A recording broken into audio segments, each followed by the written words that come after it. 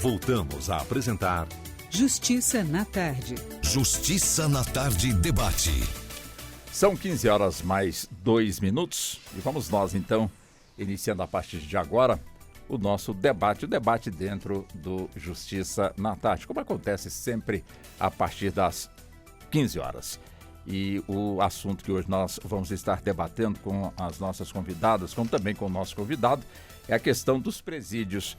O que é comum de se ouvir, portanto, aí, dos presídios, notícias a exemplo de rebelião, fugas, execuções entre os presos, ordem para aterrorizar quem está fora dos presídios e outras coisas mais, né? Outras práticas, portanto, criminosas. E, de certa forma, são questões que, com toda certeza, requer uma atenção muito grande da nossa sociedade. E sociedade essa que entende que se mudar realmente, ou humanizar, ou ter uma humanização mais profunda nos nossos presídios, poderemos ter aí uma situação diferente em que quem cumpriu a sua pena não vai querer mais retornar por conta justamente da sua ressocialização. Até consta nas nossas leis que a pessoa, uma vez com a sua liberdade restrita, será então ressocializada. Mas será que é isso que de fato acontece? Enfim, então tudo isso e muito mais, nós vamos então a partir de agora estar conversando com os nossos convidados e, claro, aproveitando inclusive aqui uma palestra feita pelo ministro Luiz Roberto Barroso, ele que é o presidente do Supremo Tribunal Federal e também do Conselho Nacional de Justiça, onde ele expõe que para que esse talvez seja um dos temas mais difíceis e complexos e uma das maiores violações de direitos humanos que ocorre no Brasil, ou seja, a questão do sistema carcerário brasileiro. Quando ele também lembra que que recentemente o Supremo Tribunal Federal reconheceu que a questão do sistema penitenciário não é uma falha pontual, mas uma massiva violação de um conjunto de direitos. Então é nesse sentido que nós, a partir de agora, vamos então estar aqui conversando com as nossas convidadas. Eu já cumprimento, portanto, as nossas doutoras e também o nosso já começo com a doutora Lúcia Bessa, que é advogada de Direitos Humanos e diretora de Gênero do Fórum de Mulheres do Mercosul. Doutora Lúcia, seja muito bem-vinda aqui ao nosso programa. Muito obrigado, é sempre um prazer reencontrá-la. Muito boa tarde, doutora Lúcia. Meu querido Walter, a honra é toda nossa de poder estar com você e você ser o mediador e o nosso entrevistador nesse momento tão importante. E quero também aqui mandar um abraço a todas as pessoas que estão conosco na mesa, grandes mulheres e um grande homem, e claro, aos nossos ouvintes que vão poder participar conosco desse debate. Com toda certeza. Deixa eu também cumprimentar a doutora Maiara Lima Teche, ela que é defensora pública, é Teche ou Tech? Tache. Ixi, não acertei nenhum. Nenhum, nem Por isso outro. que ela ficou me olhando assim, já errou meu nome. Isso que eu perguntei antes, mas doutora, me perdoe. Doutora Maiara Lima Teche, ela que é defensora pública e mestre em criminologia, também seja criminologia. Seja muito bem-vinda aqui também ao nosso programa. Um prazer também recebê-la aqui nos nossos estúdios. Boa tarde. Muito obrigada. Esse é um debate muito latente, né, que sempre retorna quando acontece algum incidente como o que nós tivemos recentemente, mas é um debate que precisa de uma atenção especial e é importante trazermos essa questão para cá. Eu queria cumprimentar os demais componentes aqui da mesa para essa discussão tão importante hoje. Seja muito bem-vinda, muito obrigado. Doutora Adriele Brenda Macedo Maturino, advogada criminalista, também seja muito bem-vinda. Um prazer recebê-la também aqui nos nossos estúdios. Muito obrigado pela atenção e seja bem-vinda. Boa tarde. Agradeço eu, Walter, pela recepção, sempre muito valoroso estar aqui presente, principalmente participando de debates tão importantes, sobretudo no que diz respeito à população carcerária, um grupo tão estigmatizado pela sociedade. É importante contribuir com os nobres colegas para essa discussão. Muitíssimo obrigada. Muito obrigado também pela gentileza. Deixa eu também cumprimentar o professor, o doutor Tiago Sorrentino, ele que é, como eu disse, professor e pesquisador da Fundação Getúlio Vargas, também conosco aqui nesse nosso debate, né? Doutor Tiago, também seja muito bem-vindo. Prazer recebê-lo aqui nos estúdios. Boa tarde para o senhor. Walter, eu agradeço encarecidamente o convite para retornar essa que foi a minha casa durante 10 anos. também as colegas acadêmicas e militantes na advocacia e na defensoria pública que estão aqui. Espero contribuir para esse debate. Muito obrigado, portanto, aí pela gentileza. Pois bem, nós vamos então entrar aqui num assunto. Interessante é que essa pauta, quando começou a ser trabalhada, para que pudéssemos então desenvolver o debate, ainda não tinha ocorrido este caso, essa fuga no Presídio Federal de Mossoró. Claro que é um assunto, portanto, que está sendo tão falado não só aqui no Brasil, como também de forma internacional, né? Ou seja, de um presídio federal de segurança máxima ocorreu, portanto, essas duas fugas. Uma questão que não se imaginava que pudesse, portanto, acontecer, mas, portanto, aconteceu. E nós trabalhamos, portanto, nessa pauta justamente em torno dessa conferência que o presidente da Suprema Corte proferiu, portanto, na Biblioteca Nacional do Rio de Janeiro, onde lá, portanto, ele reconheceu que o sistema carcerário aqui no nosso país é talvez um dos temas mais difíceis e complexos e uma das maiores violações de direitos humanos que ocorre, portanto, no Brasil. Deixa eu começar com a senhora, doutora Lúcia, ou seja, pegando aqui como exemplo, uma pessoa que praticou crime violência doméstica e que, de certa forma, foi investigado, ocorreu o processo, foi condenado, a prisão está, portanto, no presídio. Quer dizer, essa pessoa, quando sai, ela sai, portanto, já consciente de que, se praticar crime, volta, portanto, para a cadeia, daí tem que respeitar, de fato, a pessoa, o ser humano, a mulher que, de certa forma, ele praticou crime contra a mulher, foi para a cadeia. Quando sai ressocializado, na maioria dos casos, ou não? Meu querido, infelizmente, você bem colocou no início da sua fala que o Estado é um dos maiores violadores de direito da sua própria população. Quando esse homem que comete esse crime, especificamente que você falou, da violência doméstica, que é um crime contra a mulher e contra uma família, né? Sim. Porque quem pratica o crime contra a mulher, ele está também praticando o crime contra toda a família. E ele, a exemplo de todos os outros, eu ouso dizer, aqui tem pessoas muito mais capazes do que eu, mas eu ouso dizer que a exemplo deste homem que praticou essa violência doméstica, muito raramente ele sai ressocializado. Porque o que há em torno da pena é uma pena punitiva, meramente punitiva, né? O sentido da ressocialização da pena, infelizmente, neste país, não é levado a sério. E esse homem, ao sair, né, do sistema carcerário e voltar para a população, e normalmente não volta ressocializado, porque não há um compromisso do Estado para que esse homem repense essa atitude violenta que ele teve, ele pode não praticar o ato com a mesma mulher, porque possivelmente, e esperamos em Deus, que essa mulher tenha se livrado dele. Mas ele vai ter uma outra família. E possivelmente, esse caráter agressivo e violentador, ele vai, mais uma vez, replicar com outra mulher. Infelizmente, isso é uma triste realidade. Pois não, doutora Lúcia. Deixa eu buscar também o ponto de vista da doutora Maiara Lima. Minha xará, né, doutora, minha parente? O ponto de vista da senhora também sobre essa questão, ou seja, os presídios no nosso país precisam estar humanizados ou eles já estão humanizados? Bom, eu vou talvez tentar expandir um pouco mais esse debate, porque a ideia de ressocialização da pena é uma grande falácia do nosso sistema penal, na verdade, né? Se pensarmos na própria existência do sistema penal, ele não existe para acabar com o problema da criminalidade. Ele não acaba com o problema da criminalidade. E nós resolvemos muitos poucos crimes que realmente chegam ao conhecimento das autoridades policiais. Então, é apenas uma pequena fração de pessoas que cometem crime que chegam efetivamente aí ao sistema penitenciário. E quando chegam a um sistema penitenciário que se encontra hoje no estado de coisas inconstitucional, reconhecido desde 2015 pelo Supremo Tribunal Federal. Então, um sistema penitenciário que, na verdade, se tornou um depósito de pessoas, né? Então, essa função ressocializadora, ainda que originalmente ela existisse, na prática ela é completamente esvaziada. E isso eu falo considerando a realidade do Distrito Federal, né? Que a gente pode considerar que a Papoda, mesmo onde não estamos falando da parte federal, o presídio normal da Papoda, o presídio estadual, distrital, né? Sim. Nós temos uma superlotação carcerária. Sempre quando eu frequento a Papoda para poder conversar com os assistidos da Defensoria Pública, a a gente vê umas plaquinhas lá, que pena que eu não posso tirar foto, que a gente não pode entrar com o celular.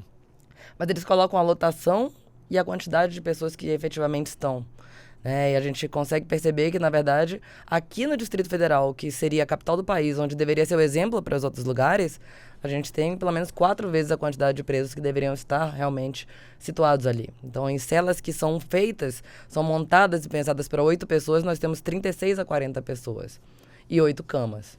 Então, na verdade, se gera até um estímulo à criminalidade dentro do próprio sistema penitenciário, entre os próprios internos.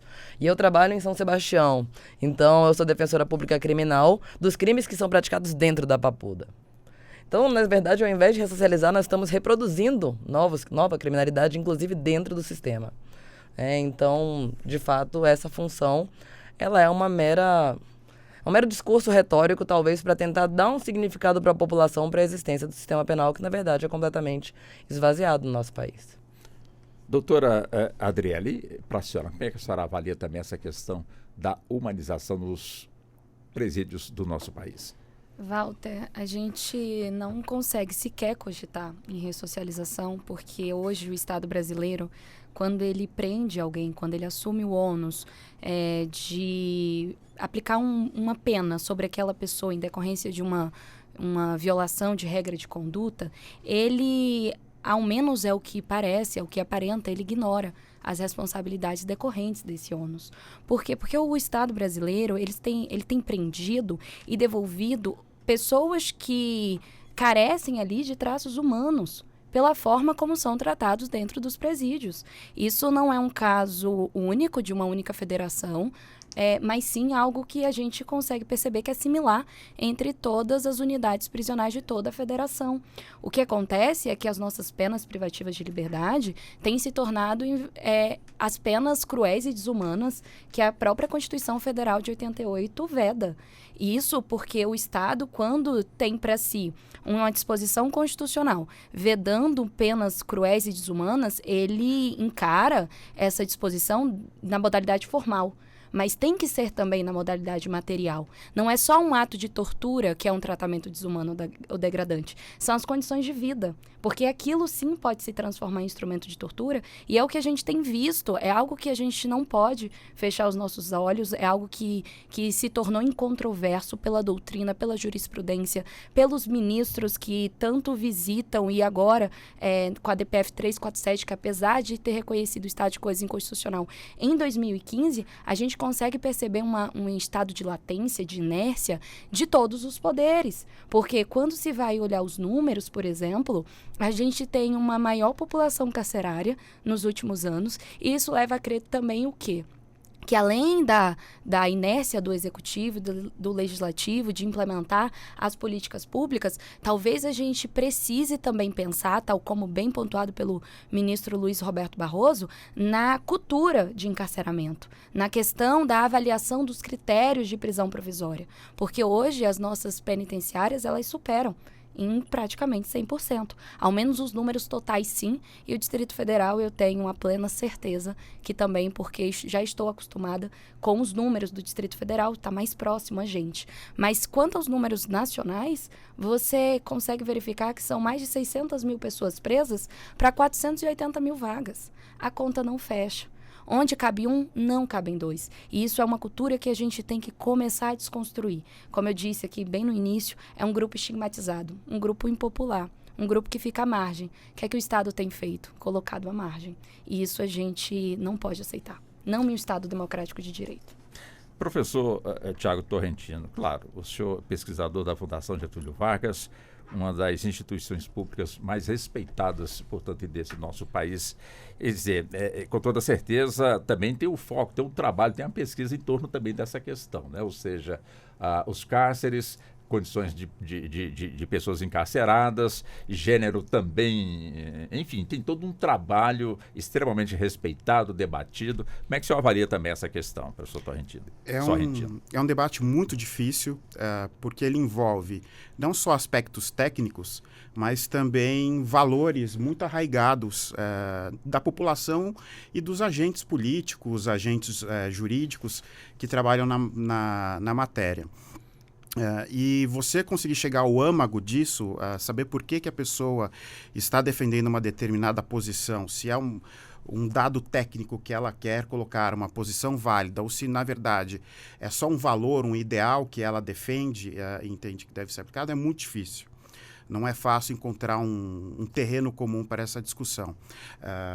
Como a doutora Adriele colocou muito bem, você tem um primeiro questionamento, que nós levantamos dados de pesquisas, em relação à política penal. O que o Brasil faz, o que o Brasil entende que é um crime, ou quais são os crimes que mereçam o encarceramento, que mereçam uma pena restritiva de liberdade. E um segundo momento em que você se pergunta o que você faz, então, depois que você aplica essa pena, que você vai tentar levar aquela pessoa a responder perante o direito. E hoje em dia você tem uma preocupação muito mais com o aspecto retributivo da pena, ou seja, a vontade de causar dor, de devolver para aquela pessoa o mal que ela fez, do que necessariamente entender a pena como um instrumento não só para evitar novos crimes, ou até para corrigir situações endêmicas, sistêmicas, que levaram àquela situação. Então eu vejo assim, com bastante preocupação.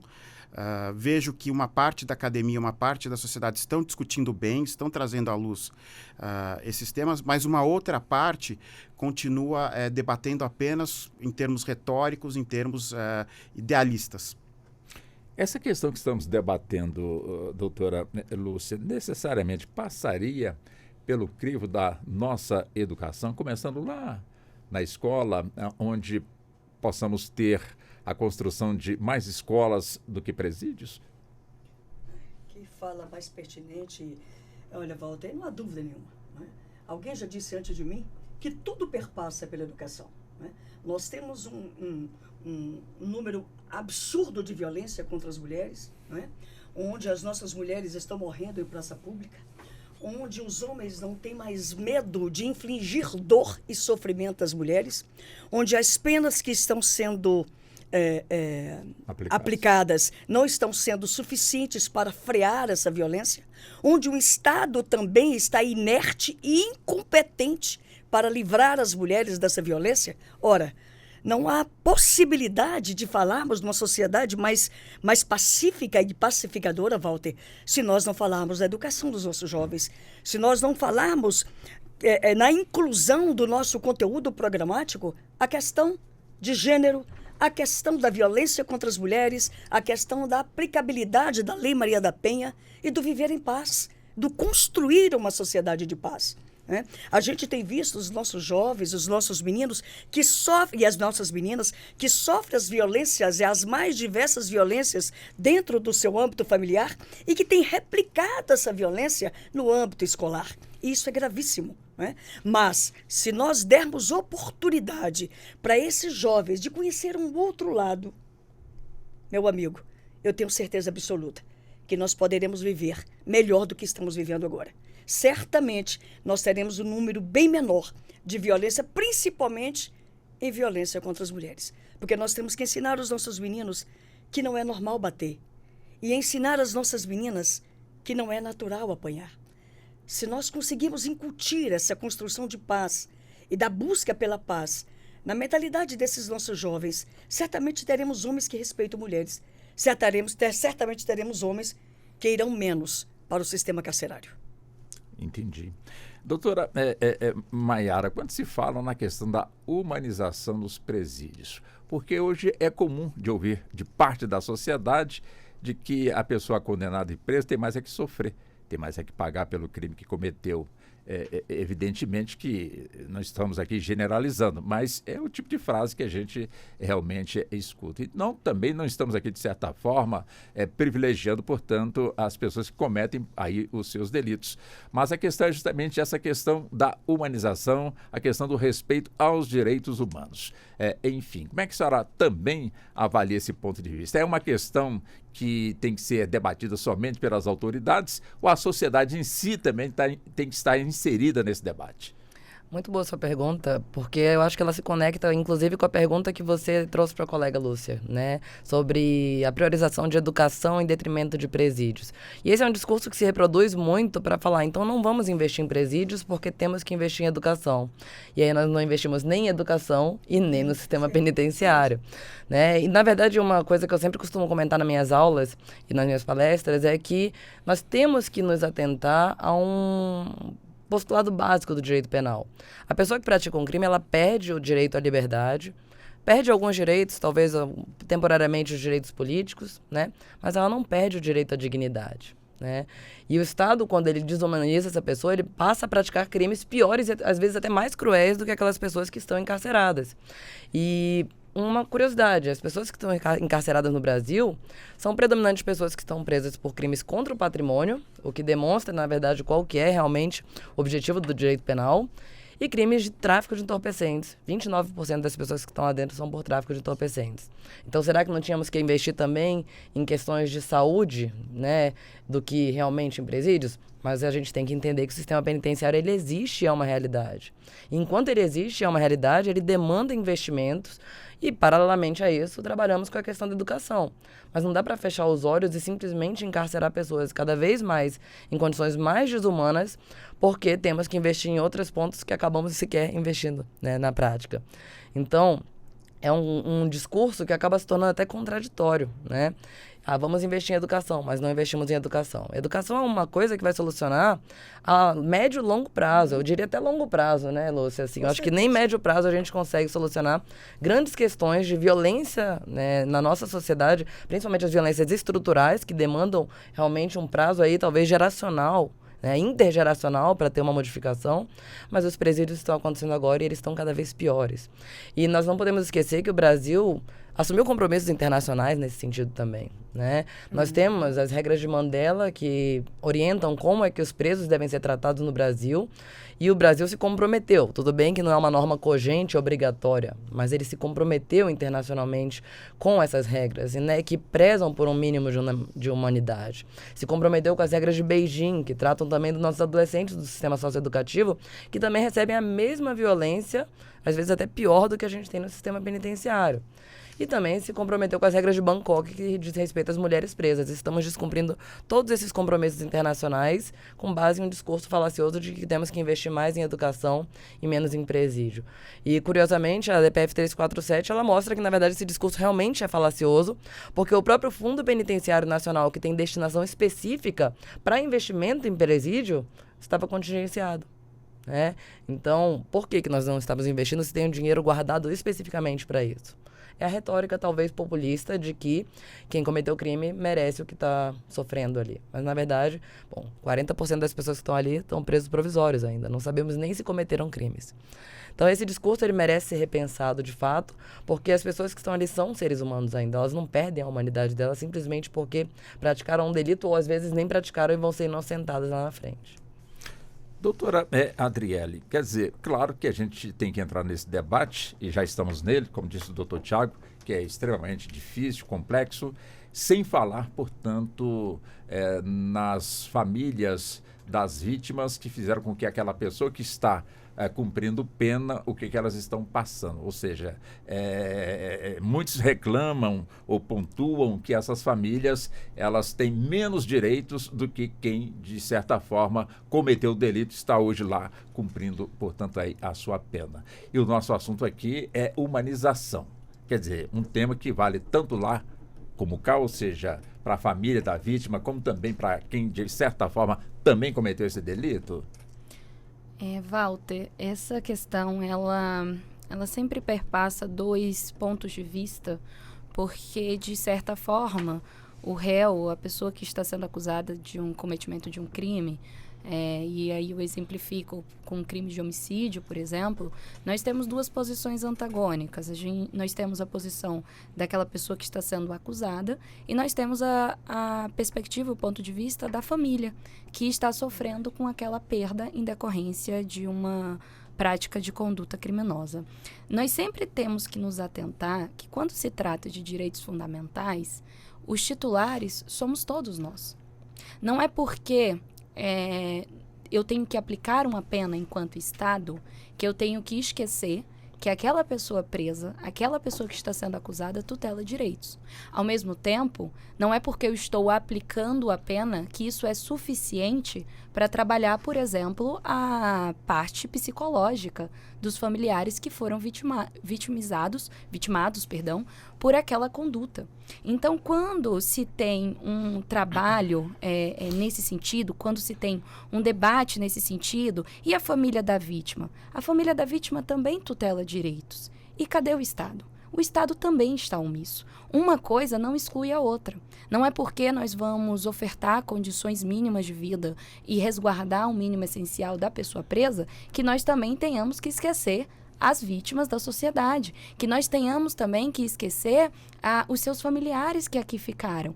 Então, eu acredito que abordar esse tema é sempre um pouco delicado, porque a gente tem que partir da pressuposição, a gente tem que partir da percepção de que um assunto necessariamente não exclui o outro. Então, quando nós abordamos aqui a humanização do sistema, é também abordar a família da vítima, é também abordar a vítima. Por que não? Porque, querendo ou não, talvez quem mais sente os efeitos daquele crime, de fato, seja a vítima, seja a família da vítima, mas também o acusado, porque ele vai ter sobre si uma pena privativa de liberdade ou outras espécies de pena. O que a gente não pode admitir é que um assunto exclua o outro. É como acontece na educação, é como acontece na saúde.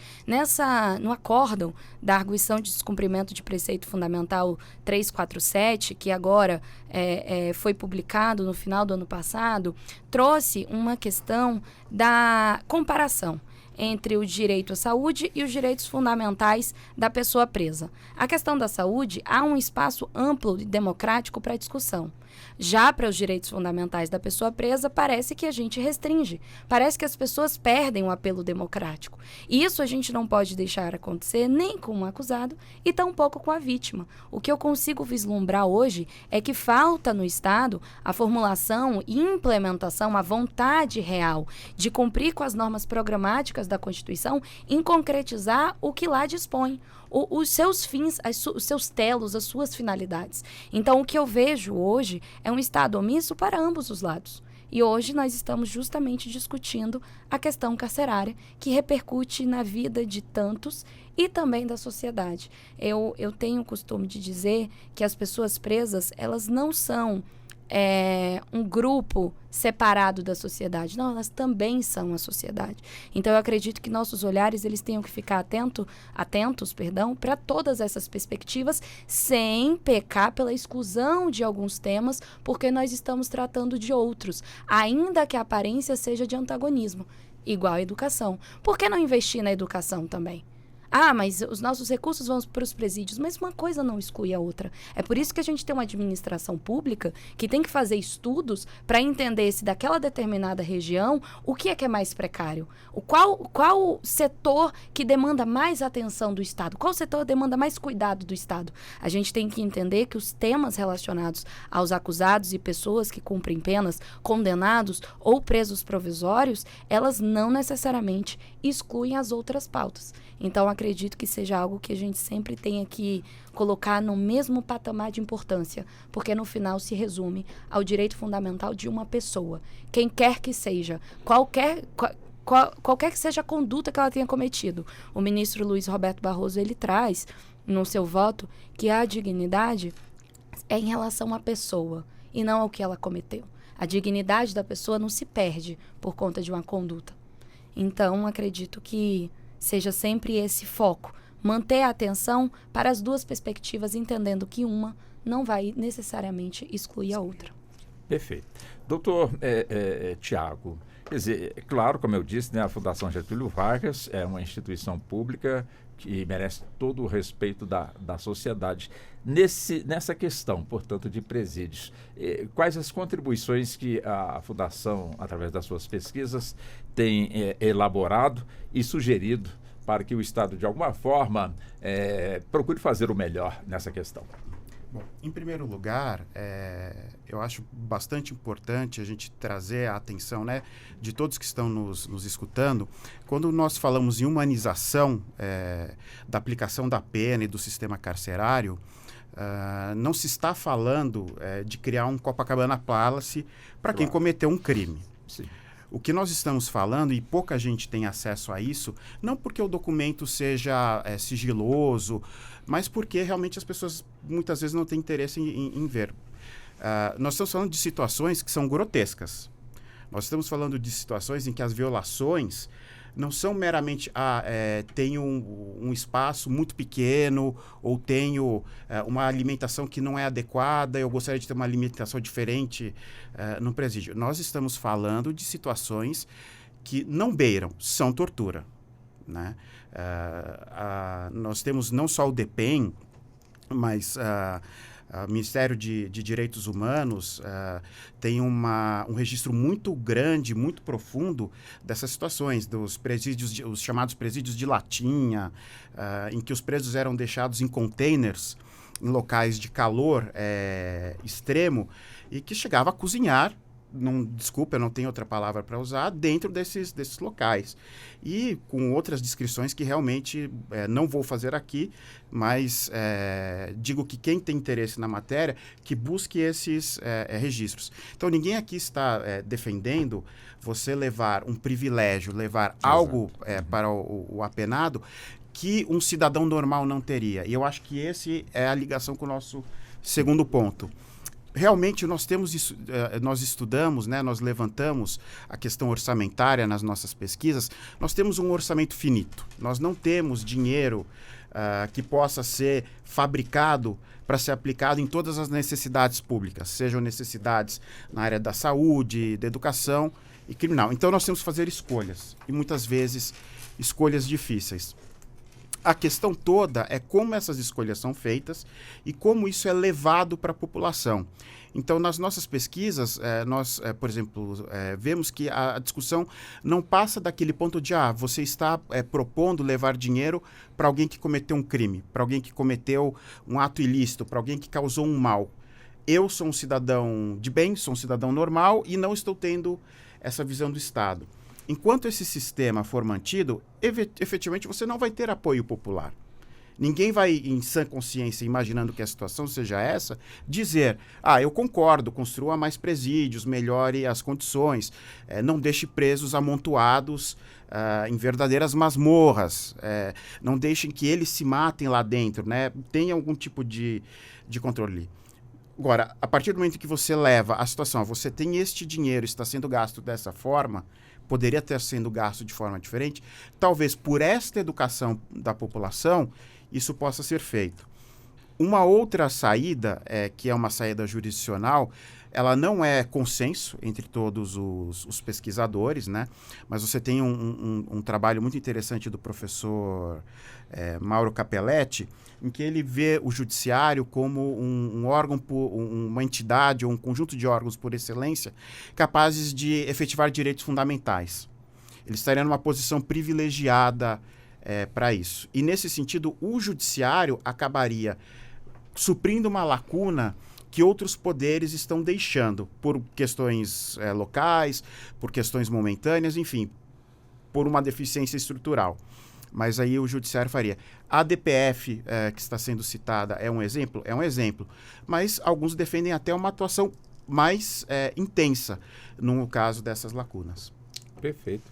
Doutora Lúcia, claro, a gente quando fala aqui na questão da humanização de presídios, vem à nossa mente de forma imediata os presídios masculinos. Mas nós temos também os presídios femininos, onde lá também estão as mulheres cumprindo as suas penas pelo que elas praticaram e a justiça, portanto, ali chegou a ser, ou seja, foi aplicada como, portanto, tem que ser.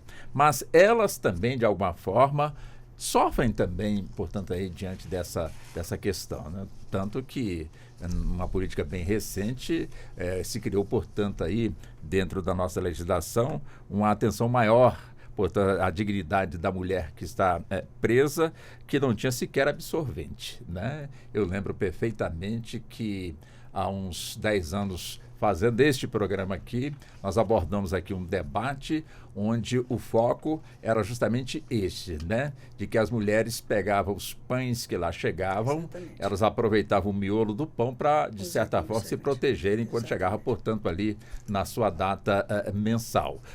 Ou seja, e ali foi feito realmente a denúncia, só que levou quase 10 anos para poder chegar, portanto, nessa conclusão. Em termos do público feminino, que de alguma forma também está ali cumprindo a sua pena, como é que a senhora avalia também essa questão dessa discussão de humanização? Olha, Walter, quão importante é esse debate, porque a gente dá visibilidade a esse tema. É um tema que a gente não discute nos conselhos de direitos da mulher, por exemplo. É um tema que não se discute em umas audiências públicas de uma Câmara Legislativa. É um tema que pouco se fala, não é? Então, quando você tem essa oportunidade para discutir sobre esse tema, para nós é muito caro. Então, as mulheres, de modo geral, nós já sofremos as mais diversas espécies de violência. Nós sofremos as mais diversas espécies de violações de direito. E nós, mulheres, que estamos no sistema prisional, que estamos encarceradas, meu amigo, essa daí, então, é que você pode imaginar quão sofrimento é impingido a essas mulheres. Muitas dessas mulheres, ao sair dos seus lares para ingressar no sistema prisional, eram essas mulheres que proviam seus lares. Né? Então, quando elas saem para o sistema prisional, elas deixam uma lacuna nas suas famílias, porque não tem mais aquela provedora. Né? E se essa mulher encarcerada engravida, olha quão grave é a pena que é impingida a essa mulher, porque é uma pena continuada, porque quem sofre também é seu filho, é sua filha, que depois do prazo legal para ter que sair do seio da sua mãe, essa criança, se não tiver quem acolhe essa criança, ela vai para um abrigo. Né? Então, que Estado é esse que, além de punir essa mulher que cometeu o crime, ele pune também o filho dessa mulher? Então, é uma pena continuada. É uma pena que vai além do ente que cometeu o crime. Então, essa mulher sofre e muito. E também a gente vê que é a população carcerária que menos recebe visita. É a população carcerária que mais sofre de transtornos mentais.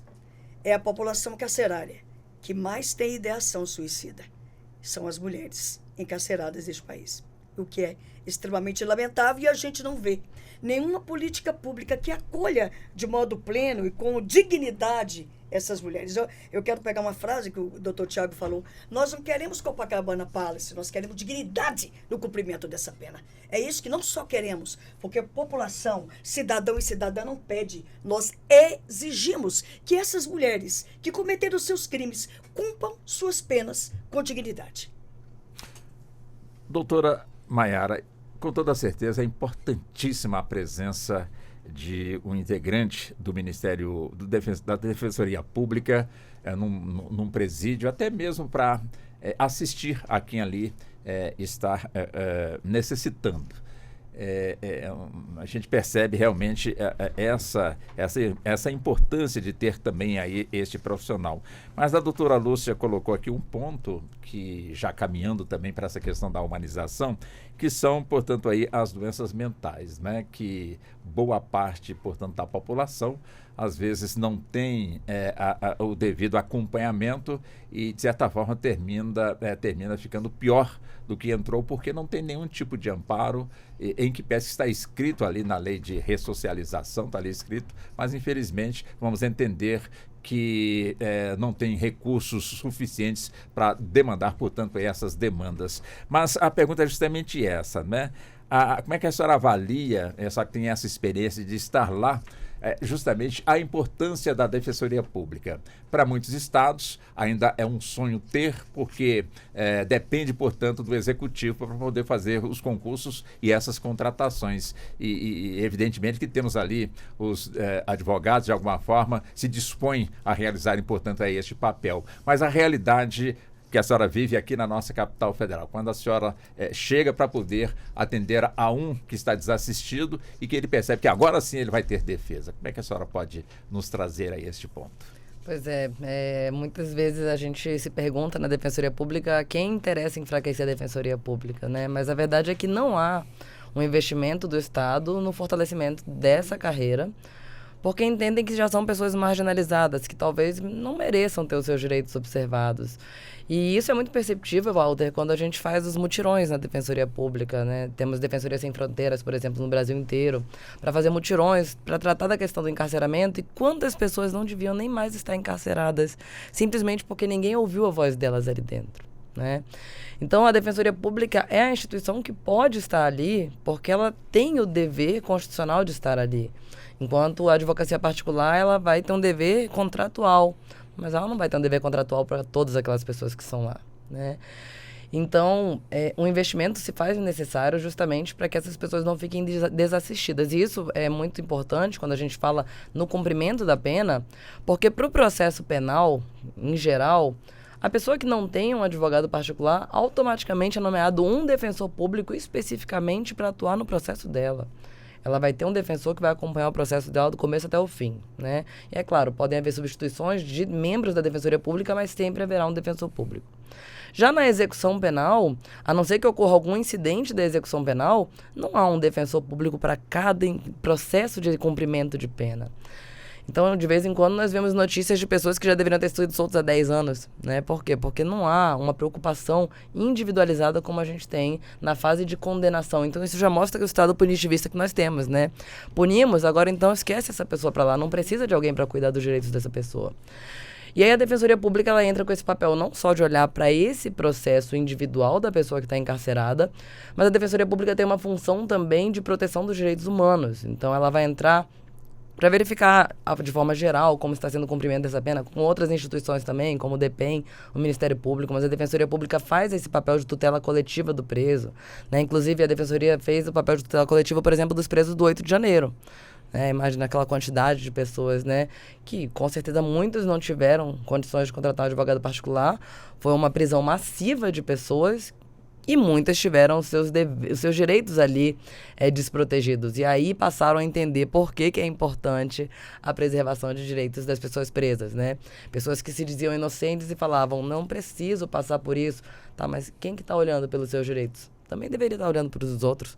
Né? É uma preocupação que até se tornou mais evidente na sociedade depois do 8 de janeiro, porque pessoas que nunca pensaram que poderiam estar do lado de lá, de repente se viram encarceradas e em situações até menos degradantes do que quem está por outros crimes massivos realmente se percebem, né? E a Defensoria Pública, ela não faz essa distinção. Ela vai atender de forma integral, de forma gratuita, a todas aquelas pessoas que estão ali com seus direitos violados. Mas para isso a gente precisa de investimento. Nós temos Defensoria Pública que foi criada em 2019. Tinha estados que até 2019 não tinham Defensoria Pública. E aonde nós temos, a Defensoria Pública não está plenamente estruturada, apesar de ter havido uma emenda constitucional que previa que em 2024 nós teríamos defensores em todas as comarcas do nosso país. Né? Não preciso nem falar que não temos. Né? Doutora Adriele, quer dizer, tem fundamento a expressão popular de que preso não vota, por isso a situação nos presídios não melhora, dando a entender que necessariamente para que haja, portanto, como disse muito bem aqui o nosso convidado, doutor Tiago, né? Ninguém está aqui pedindo hotel 5 estrelas nos presídios, mas, portanto, estamos debatendo aqui a questão da dignidade. Quer dizer, tem sentido quando a população se expressa, ou parte da população, de que preso não vota, por isso é que a situação carcerária está do jeito que está. Eu, talvez, Walter, não colocaria esse termo de ligação por isso. Não é só por isso, é por isso também. A gente tem, em relação à população carcerária, uma subrepresentação parlamentar notória. Por quê? Porque o preso condenado, ele tem ali os seus direitos políticos suspensos. Então, ele não consegue exercer, como outros cidadãos, a democracia direta. Eles não conseguem, em verdade, fazer ali a sua escolha política. Os presos provisórios ainda sim, mas tem as questões administrativas para a implementação de urnas. Então, sempre tem alguma dificuldade que aqui e acolá funciona, mas ressaltando os presos condenados. que perfazem aí um percentual aproximado de 60%. Eles têm essa subrepresentação parlamentar notória no Congresso Nacional justamente por conta dessa disposição do Código Penal, da suspensão dos seus direitos políticos em virtude de sentença penal condenatória. E o que é que acontece? Não é valoroso, digamos assim, a pauta para aumentar coeficiente eleitoral. Por quê? Porque ao tempo que essas pessoas não conseguem votar e não conseguem ser votadas, eles convivem com uma impopularidade, com uma estigmatização na sociedade. Então, a sociedade que perfaz ali o coeficiente eleitoral não vai buscar candidatos que estejam com projetos e programas de forma explícita para melhorar o sistema carcerário. São dois pontos que eles se vinculam e eles não têm como andarem sozinhos num debate, digamos assim. Por quê? Porque a subrepresentação ligada à impopularidade resulta justamente no que você pontuou, que é na questão da repercussão dessa suspensão de direitos políticos com a representação da população carcerária no Congresso e nas suas assembleias. E, em decorrência disso, a gente tem, na verdade, um incentivo para que essa população ela fique ainda mais à margem da sociedade. Porque se não dá voto, quem teria interesse? Por óbvio, eu não vou generalizar, todos os deputados e vereadores e senadores muitíssimo bem respeitados, mas há ali uma certa raridade, precariedade de pessoas, de candidatos e partidos que levantem as suas bandeiras em prol da população carcerária e dos seus direitos fundamentais. Então, essa questão de que é por isso que os presídios, o sistema carcerário brasileiro, hoje é declarado um estado de coisas inconstitucional, não só por isso. Essa é uma das razões. Por quê? Porque isso leva e isso incrementa na nossa percepção marginalizada da população carcerária e no estado de latência. Se eu prendi, eu deixo. Se eu prendi, eu abandono. A sociedade pouco se importa nesses assuntos por ser um grupo estigmatizado e porque os seus parlamentares também vão se preocupar.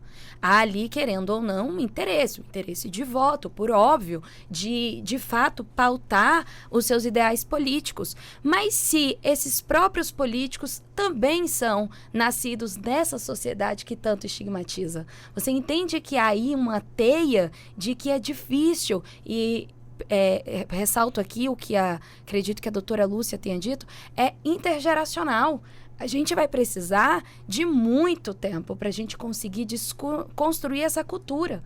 Os nossos políticos, eles estão sendo criados e eles nascem nas mesmas sociedades que a gente. Na mesma sociedade, em verdade. São várias comunidades que fazem um seio social.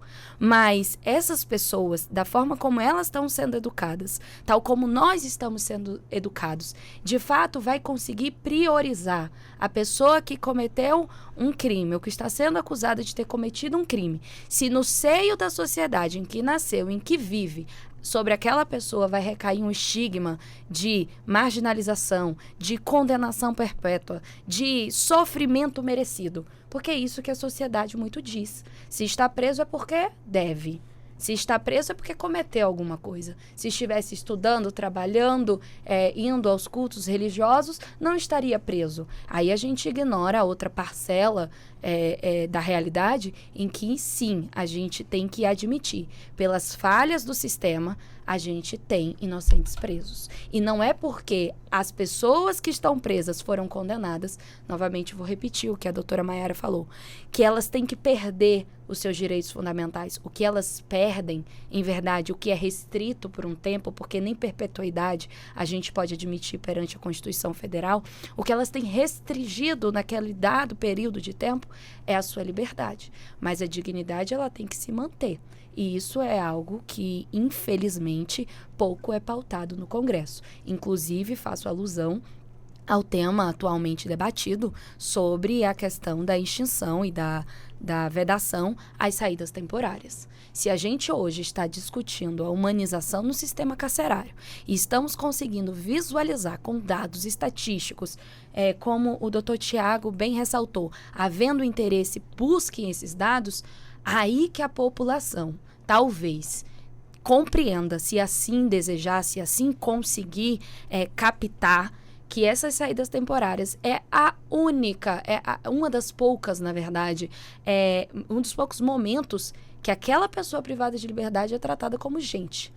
Porque, às vezes, nas suas visitas familiares, nem os próprios familiares são tratados como gente. Mas aquele momento ali de poder ir para casa, de poder trabalhar, de poder estudar, questões que são completamente falidas no nosso sistema prisional, questões que são completamente ignoradas no nosso sistema prisional, é o único momento que ela tem a oportunidade de sair, de trabalhar, e em observância a determinadas condições. Eu acredito que essa pauta, ela é muito valorosa, porque às vezes as pessoas têm um ideal de que as pessoas saem sem nenhuma restrição, sem observar nenhuma condição. Não, tem ali um cumprimento de pena, tem ali o bom comportamento carcerário, tem ali um parecer do Ministério Público, tem uma atuação da Defensoria Pública, uma atuação do advogado particular, e ainda mais do que tudo isso, tem uma decisão judicial que avalia todos os requisitos e todas as condições para que aquela pessoa possa desfrutar daquela saída temporária. E não gosto nem eu do termo desfrutar, porque parece que é benefício. E na minha concepção pessoal e profissional é um direito, porque está posto, inclusive, em legislação. Então, acredito que, respondida a pergunta quanto à questão do subrepresentação, e ainda fui um pouco além. Não, mas tá tudo bem. Agora, doutor Tiago, alguém que eu gostaria de pontuar o que foi dito aqui pela doutora Maiara? Aliás, doutora Adriane? Eu queria, mas não exatamente nesse ponto, mas o ponto anterior. Sim. Se você me Não, permitir. filho, à vontade. Ainda, Já vou com o senhor, doutor Tiago. desculpa, doutor Tiago. Não mas imagina, de forma alguma. Falando mais uma vez em relação à questão das violações de direito e violações graves de direito, a lei do feminicídio, que tem pouco mais de 8 anos de vigência, e foi preciso esse tempo todo de vigência dessa lei para se pensar e se efetivar uma legislação que dá direito, esse negócio de benefício eu também não gosto muito, mas que oportuniza e que dá direito à família daquela que perdeu a jovem, a moça, a mulher vítima de feminicídio, ter algum provento do Estado.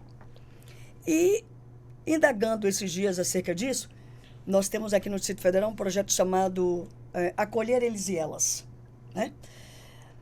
Pelo site da Secretaria da Mulher, você vai checar ali, a gente checando, tem 342 órfãos do feminicídio.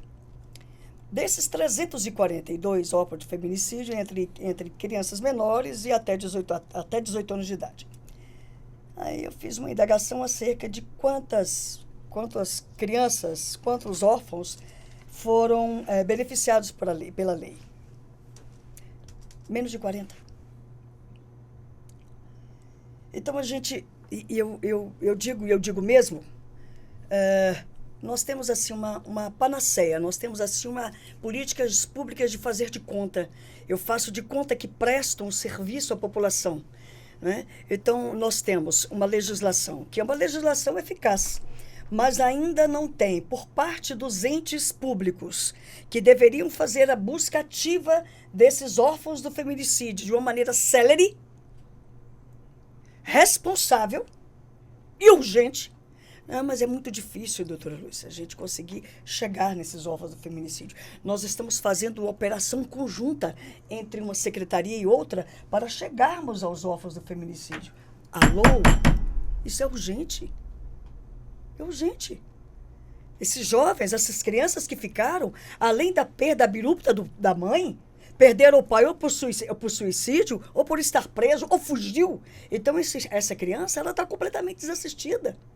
Né? Então, demorou tantos anos para que o Estado visibilizasse esses órfãos do feminicídio, essas crianças que sofrem, que veem as mães assassinadas. Meu amigo, é muito triste quando a gente tem essa constatação de que pouco se dá ao Estado a vida dessas mulheres que se vão e a vida dos órfãos que ficam. Era isso que eu queria falar acerca do bloco anterior, que a doutora Adriele falou. Meu querido Walter, me permita fazer uma observação muito rápida. A doutora Lúcia falando, e eu lembro de um entendimento firmado pelo professor André Ramos Tavares, inclusive em uma temática que aborda muito bem o jurista José Roberto Drome. E o José, grande jurista em matéria constitucional, ele fala do constitucionalismo do futuro, do constitucionalismo do está por vir, porque hoje o que nós temos, em verdade, é talvez um constitucionalismo simbólico. Por óbvio, a gente não deve, de forma alguma, atribuir descrédito à Constituição. Mas se chegou a um ponto que a legislação está posta, perfeitamente posta, mas não há concretude, não há eficácia, não há produção de efeitos reais. Não adianta a gente buscar a promulgação de leis se a gente para por aí. A gente tem que ir atrás das leis essas que vão, de fato, resguardar os nossos direitos, mas a gente também tem que ir atrás da concretude da produção de efeitos. Nós não podemos permitir que a Constituição Federal de 88 venha, posteriormente, na história escrita às nossas próximas gerações, ser tida entre as suas classificações como Constituição simbólica. Nós temos que atribuir aí um efeito, a concretude, e hoje o debate é sobre isso. A lei de execução penal, ela existe. A lei existe, doutora Lúcia. Infelizmente, o que a gente vê é um estado de latência dos poderes em fazer cumprir a lei. É sempre uma questão de funções, separação de poderes, o que eu respeito completamente, mas que todos nós temos que concordar que não é uma separação absoluta. Isso se dá justamente quando um poder está em inércia, um poder está omisso, e o outro tem que, de fato, intervir e chamar para si a responsabilidade, como tem feito o nosso judiciário com bastante louvor. Era só esse adendo, porque me veio à mente esse entendimento do professor André, e eu acredito que seja pertinente à discussão. Bom, Muito bom, André. podem acreditar, mas a primeira hora já está vencida. Mas nós vamos ter mais uma hora, né? E nem começamos ainda o debate. Eu peço licença, portanto, às senhoras, ao senhor, para que possamos ir ao intervalo, que é rápido. Voltamos em seguida para a sequência do debate no Justiça na Tarde. Até já. Você está ouvindo Justiça na Tarde.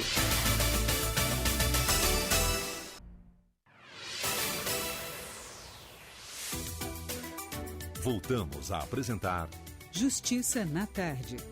Justiça na Tarde Debate. Pois bem, estamos de volta com o nosso debate dentro do Justiça na Tarde. São 16 horas mais 4 minutos. E hoje o assunto que nós estamos debatendo com as nossas convidadas, como também com o nosso convidado, a questão da humanização no sistema carcerário do nosso país. Hoje estamos recebendo aqui nos estúdios, com muito prazer, as doutoras Adriele Brenda Macedo Maturino, a doutora Maiara Lima Tachi, acertei. Acertei. Também a doutora Lúcia Bessa. A doutora Adriele é advogada criminalista, doutora Maiara é defensora pública e também mestre em criminologia. A doutora Lúcia Bessa é advogada de direitos humanos e diretora de gênero do Fórum de Mulheres do Mercosul. E também o doutor Tiago Sorrentino, ele que é professor e também pesquisador da Fundação Getúlio Vargas. Eu volto com o senhor, doutor Tiago. Quer dizer, evidentemente, como eu disse, né, a Fundação Getúlio Vargas sempre elaborando, enfim, trabalhos fantásticos. Quer dizer, neste campo que nós estamos hoje aqui abordando, quer dizer, tem trabalho também, é importante que se faça o trabalho, de certa forma, projetando o futuro de familiares de quem, de certa forma, teve um parente, um pai que perdeu a vida, foi assassinado por conta de uma violência. Quer dizer, ficam, portanto, as crianças. Qual o futuro dessas crianças? Como também o futuro daquelas crianças cujo pai cometeu, portanto, aí já tirou o pai ou a mãe, enfim. Qual seria também o futuro dessas crianças que, sabendo que o pai está no presídio, quer dizer, na maioria do pensamento, sem generalizar também, o futuro dessas pessoas, crianças, praticamente pode ser o mesmo do pai, alguma coisa nesse sentido. Quer dizer, existe trabalho, é importante ter esse trabalho para que os gestores públicos possam, de certa forma, buscar um caminho correto no sentido de fazer com que a tragédia não continue acontecendo? Sim, e é curioso porque uma das ferramentas que nós usamos, até pode no primeiro momento causar um pouco de surpresa, é a chamada análise econômica do direito. Quando nós falamos em economia, é muito comum surgir uma imagem negativa, né? Ah, quem estuda economia ou quem fala em economia só quer saber de dinheiro, só quer saber de lucro, e na verdade não. Na verdade, a análise econômica, ela trabalha com uma situação real, que é a escassez de recursos, e uma quantidade limitada de demandas ou necessidades que você precisa prover. E dentro desse quadro, a pergunta que você faz é: quais são as soluções que você precisa adotar para ter o melhor resultado possível diante daqueles recursos e diante daquelas demandas que você tem? E os instrumentos normalmente que nós usamos é nos perguntar sobre os incentivos e desincentivos a determinadas condutas ou a determinados resultados. Veja que do ponto de vista da análise econômica, aquilo que você colocou, Walter, é a nossa principal preocupação. Porque o crime causa um dano imediato. Não há dúvida. É um crime contra o patrimônio, é um crime contra a administração, contra a fé pública, contra a vida. Você causa um dano. Você pode examinar qual a extensão daquele dano, como você vai reparar esse dano. Mas você pode ir além também. A pergunta é: aquela situação, que incentivo ou desincentivo vai criar posteriormente para que você repita a mesma conduta ou para que você crie um ambiente que vai causar mais danos ainda? Então, você se perguntar como ficam os filhos, não só de quem pratica o crime, mas da vítima, é essencial para que você possa, em médio e longo prazo, saber o que deve ser feito para que a situação não se agrave, no mínimo, ou então que você consiga reverter uma eventual ascendência de criminalidade. Então, se preocupar com a família, tanto do autor de um crime quanto de uma vítima, não é algo simplesmente que você deve fazer por você ser uma boa pessoa ou não. Se você é uma pessoa interessada em que o Estado ajude a melhorar a situação, realmente pacifique condutas, saber como você vai tratar essas pessoas. Doutora Lúcia, a senhora que tem também a experiência na área executiva, a senhora foi subsecretária da Mulher e, evidentemente, tem uma gama de experiência, de trabalho, de sugestões, enfim, quando falamos, portanto, na questão da humanização, que é o nosso tema hoje aqui, essa questão dentro, portanto, aí dos presídios. Quer dizer, evidentemente que quando a gente fala também deste assunto, a gente foca só no judiciário. Qual é também, no caso, a responsabilidade do executivo nessa questão, ou seja, principalmente de prevenir, portanto, aí o crime? A responsabilidade do Poder Executivo, ela é fundamental, principalmente na prevenção aos crimes, né? É fundamental que o Estado construa políticas públicas robustas e suficientes para evitar que o crime aconteça, né? Para evitar que aquele homem... Eu sempre falo do homem agressor porque é a minha conduta de vida. A minha vida existe para cuidar desse tema, né? Das mulheres vítimas de violência doméstica familiar. Então, esse homem agressor, ele precisa, no primeiro momento, de que ele tenha condições de raciocinar sobre a sua responsabilidade daquele ato, e isso, o Distrito Federal, ele foi precursor no trato, no cuidado ao homem agressor. Muito antes do advento da Lei Maria da Penha, o Distrito Federal já tinha esse olhar para o homem agressor, através de um equipamento chamado NAFAVD, Núcleo de Atendimento às Famílias e aos Autores de Violência Doméstica, né? Esses NAFAVDs, enquanto subsecretário, nós fizemos uma pesquisa e eu dei uma entrevista gigantesca na Folha de São Paulo falando sobre a eficácia deste equipamento público. Nós tivemos, na época, 4% apenas de reincidência deste homem que passava por esse equipamento público. Ora, isso tem que ser fortalecido, né? Então, essa ação do Poder Executivo, ela tem que ser fortalecida. E eu digo sempre, porque há alguns burburinhos de se fechar alguns equipamentos públicos. E eu digo, equipamento público não se fecha, meu Deus do céu. Equipamento público se fortalece, né? Equipamento público a gente coloca mais servidores e servidoras competentes, né? Humanizados para trabalhar no trato dessas famílias. Bom, mas voltando à sua pergunta, Walter, então quando foi implementada essa política no Distrito Federal, nós percebemos quão importante é essa política na prevenção e no enfrentamento à violência, considerando que teve uma reincidência de 4%. Né? Agora, infelizmente, está se querendo mudar o nome do NAFAVD para criar um outro equipamento, enfim. Essa é a nossa grande luta aqui no Distrito Federal. E o NAFAVD, nós tínhamos 9 no Distrito Federal. Ele foi criado a partir de um convênio do Ministério Público com o governo do Distrito Federal.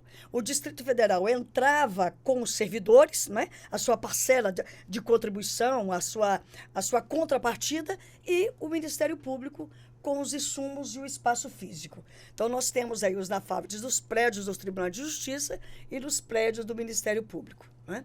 Então, hoje não é mais facultado, hoje é obrigatório que o homem agressor passe por esse cuidado multidisciplinar. Mas quando era apenas facultado, no curso do processo, quando o nosso dono da ação penal dava a esse homem agressor a oportunidade para ele passar por esse equipamento, lógico que ele queria passar por esse equipamento. A opção primeira era suspender o curso processual para que ele passasse por esse equipamento.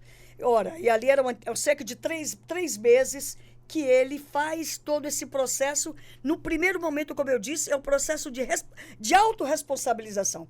O que eu cometi com aquela mulher foi um ciúme exacerbado? Foi um amor desmedido? Ou foi uma violência e uma agressão? Então, é um equipamento público de grande importância. Então, é necessário que o Executivo perceba que a sua função, né, na prevenção e no enfrentamento aos crimes e em contato direto com o esvaziamento do sistema carcerário, ela é muito grande. É uma ligação direta. Agora, o que nós percebemos muitas vezes, e lamentavelmente muitas vezes, é um Estado inerte e um Estado que tem falhado, não só com a vida dessas mulheres, mas principalmente nessas políticas de enfrentamento, de prevenção e de combate. Recentemente, nós tivemos ali no âmbito da Câmara Legislativa a instalação da CPI do feminicídio, Comissão Parlamentar de Inquérito no âmbito da Câmara Legislativa, para apurar a responsabilidade do poder público nos crimes violentos cometidos contra as mulheres, o feminicídio. E depois de 11 meses de trabalho, companheiro Walter, mais de 500 laudas escritas, várias oitivas, várias diligências, chegou-se a uma conclusão, Tiago, que eu e vocês todos que lidam com esse tema, a gente já previa, mas já ratificou-se que o Estado tem falhado na proteção à vida das nossas mulheres. Não é? Essa é a conclusão da CPI do feminicídio. E a partir da conclusão desta CPI, querido Walter, várias recomendações aos poderes executivo, legislativo e judiciário foram emanadas. Mais de 80 recomendações, para ser mais precisa, 84 recomendações foram emanadas. E aí a pergunta: os poderes executivo, legislativo e judiciário atenderam às recomendações, né, emanadas dessa CPI do feminicídio, que foi uma das coisas mais sérias que a Câmara Legislativa fez e deixou um legado para a população do Distrito Federal, de modo particular para a população feminina do Distrito Federal? Né? Então, aonde está ou como estão as ações que deveriam ser implementadas por todos esses órgãos? Porque, companheiro, essa situação drástica, e a ONU já diagnosticou como uma chaga social da violência contra a mulher, não há possibilidade de que não haja uma conjuminação de esforços. Nós, enquanto sociedade civil, e cada um ente com as suas responsabilidades. Né? Então, esses entes estão cumprindo as suas responsabilidades ou estão revitimizando essas vítimas? e estão estendendo indiretamente ou diretamente essas punições aos filhos dessas vítimas, enquanto não existência de políticas públicas eficazes e robustas para salvaguardar a vida desses órfãos do feminicídio? Minhas amadas, essas são perguntas que a gente tem que se debruçar sobre elas. Nós temos no Distrito Federal mais de 20 varas de violência contra as mulheres, enquanto em Minas Gerais nós temos 2. Se esse ano aumentou, deve ter umas 3 ou 4. Né? E nós estamos no ranking nacional, ressalvadas as proporções demográficas, o estado que mais tem matado mulheres no ano passado. Né? Esse ano de janeiro, desse ano de janeiro, meus amados, eu vou dizer para vocês, foi um mês sangrento para as mulheres. Nós tivemos 3 feminicídios no mês de janeiro. Mais de 5 tentativas de feminicídio no mês de janeiro. Só isso? Se é que a gente pode falar só? Importunação sexual, injúria, difamação, lesão corporal leve e grave. Né? E várias outras... estupro de vulnerável. E várias outras modalidades de importunações e de abusos sexuais a meninas e mulheres no Distrito Federal. Meu amado, quando a gente tem essa oportunidade de conversar sobre isso, a gente sempre faz esse chamamento à responsabilidade. Todas e todos nós temos essa responsabilidade, mas o Estado tem a responsabilidade primeira de salvaguardar as nossas vidas e de, sobretudo, evitar que outras violências aconteçam. Doutora Maiara, claro que temos aí estatísticas, como também temos aí belíssimas reportagens, saudando aqui também os colegas pelo Dia do Repórter, saudando a todos os repórteres que neste momento também nos acompanham. Quer dizer, público e notório de que boa parte da população carcerária, não importa o gênero, é de pessoas pretas. Evidentemente que quando esse fato ele é levantado, se discute ali de forma breve e o assunto, portanto, continua. Aí fica sempre aquela questão, será que as pessoas pretas, elas cometem mais crimes do que outras raças? Ou será porque elas são mais perseguidas?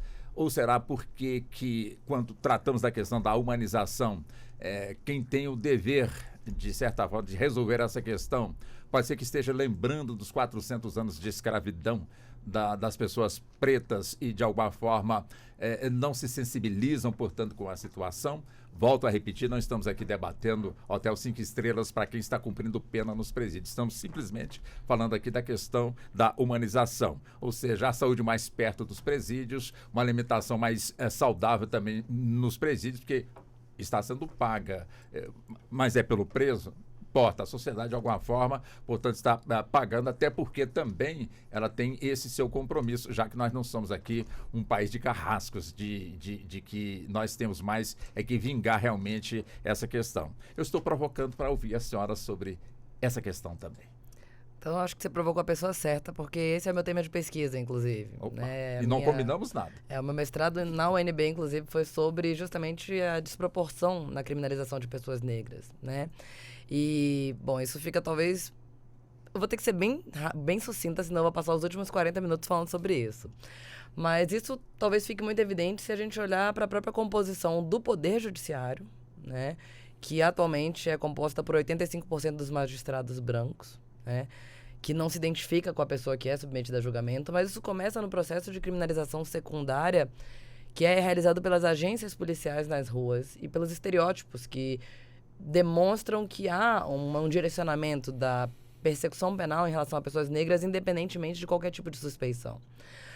A Secretaria de São Paulo, Secretaria de Segurança Pública de São Paulo, coleta dados não só de prisões, mas também de todas as abordagens pessoais que são realizadas. Então é possível perceber quantas abordagens policiais são frutíferas e quantas são infrutíferas.